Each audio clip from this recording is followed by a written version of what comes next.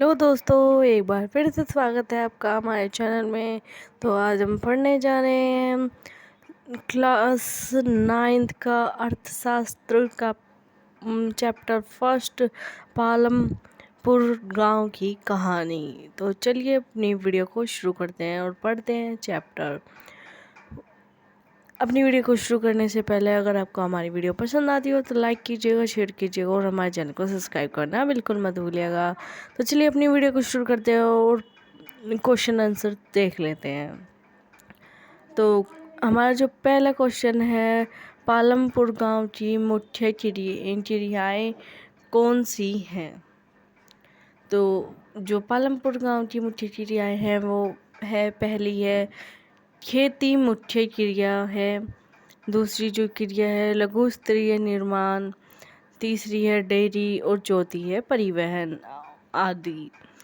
तो ये थी हमारी पालमपुर गांव की मुख्य क्रियाएं, डेयरी, लघु स्तरीय निर्माण कार्य, खेती और परिवहन आदि।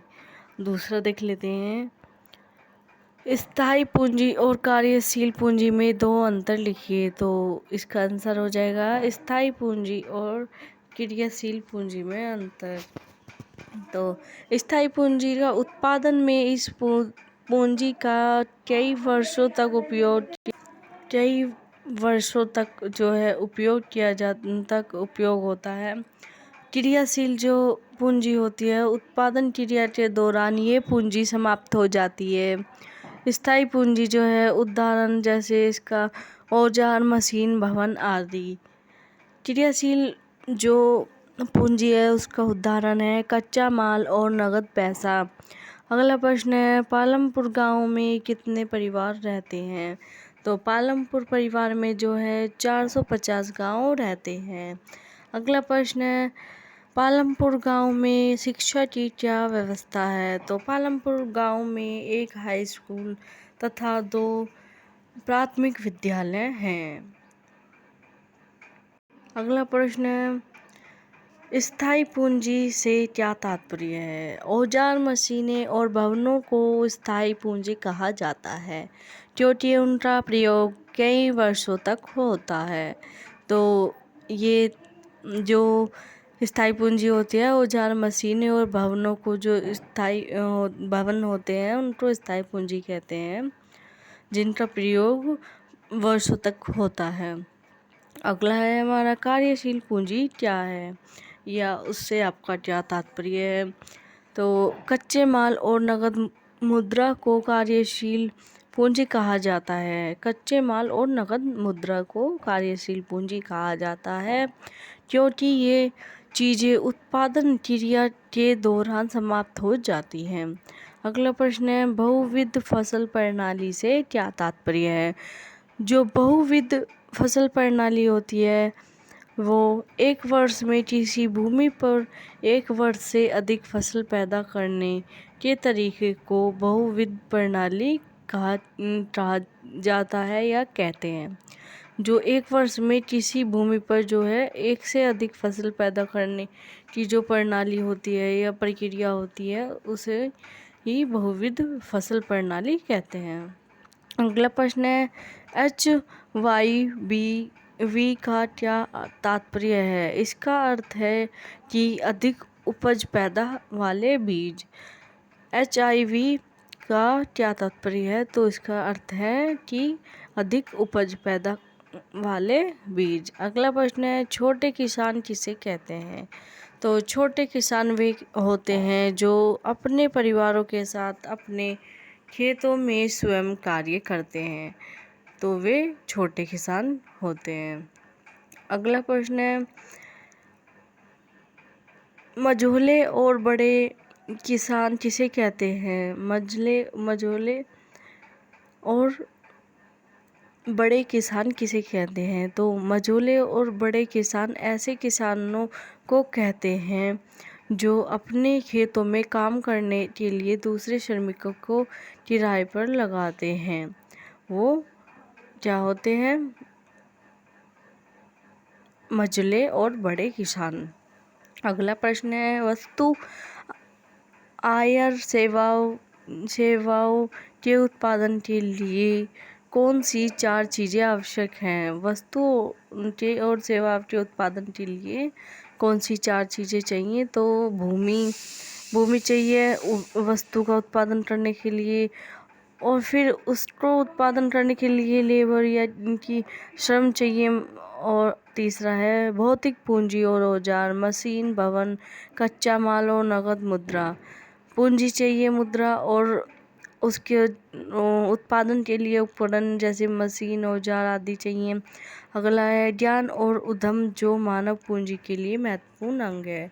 वही ज्ञान भी होना चाहिए, क्योंकि अगर ज्ञान ही नहीं होगा तो पता ही नहीं चलेगा कि कितनी मात्रा में कैसे उत्पादन करना है। तो ज्ञान और उद्यम, जो मानव पूंजी के लिए महत्वपूर्ण अंग है। अगला प्रश्न है, भारत में जनगणना के दौरान 10 वर्ष में एक बार प्रत्येक गांव का सर्वेक्षण किया जाता है।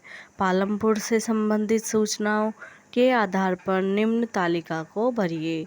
तो अवस्थित क्षेत्र, गांव का कुल क्षेत्र, भूमि का उपयोग या हेक्टेयर में, और सुविधाएं। तो ये हो गया तालिका।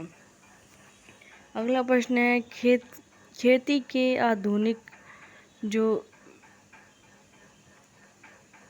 अगला प्रश्न है, मुख्य बिंदु है, पालमपुर में बिजली प्रसार ने किस प्रकार किसानों की मदद की? तो पालमपुर में बिजली प्रसार ने किसानों की मदद निम्न प्रकार से की। बिजली प्रसार ने कुएं से पानी खींचने में मदद की, सिंचाई को और आसान बना दिया। अब वे अधिक से अधिक बिजली उपयोग कर अपने कृषि कार्य को बढ़ा सकते हैं। अगला प्रश्न है, पालमपुर में खेती हर श्रमिकों की मजदूरी न्यूनतम मजदूरी से कम क्यों है?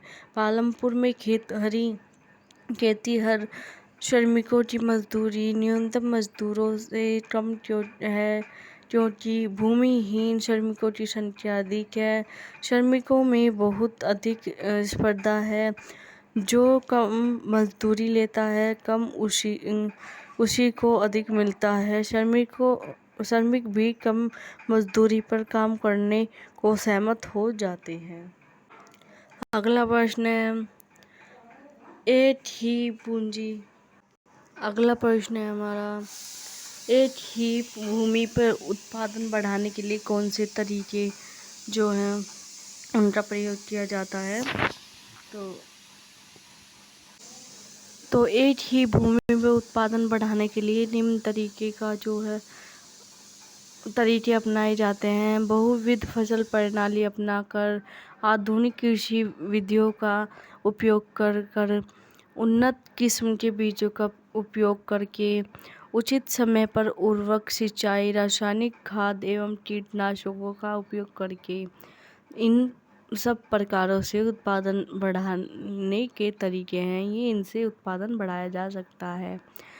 मझोले और बड़े किसान कृषि से कैसे पूंजी प्राप्त करते हैं? वे छोटे किसानों से कैसे भिन्न हैं? मंझले और बड़े किसान अपनी गत वर्षों की बचत से पूंजी की व्यवस्था करते हैं। ये अपने उपभोग से अधिक अनाजों का उत्पादन करते हैं, यही उसकी बचत है। जबकि छोटे किसान बचत नहीं कर पाते, जिसके कारण उन्हें साहूकारों से ऋण लेकर पूंजी की व्यवस्था करनी पड़ती है। अगला है हमारा, बहुविधि फसल प्रणाली किसे कहते हैं? बहुविधि फसल प्रणाली किसे कहते हैं? तो बहुविधि फसल प्रणाली वो होती है जिसमें एक वर्ष में किसी भूमि पर एक से ज़्यादा फसल पैदा करने की विधि को जो है बहुविधि प्रणाली कहते हैं। अगला प्रश्न है, वस्तु और सेवाओं के उत्पादन के लिए किन किन चीज़ों की आवश्यकता होती है?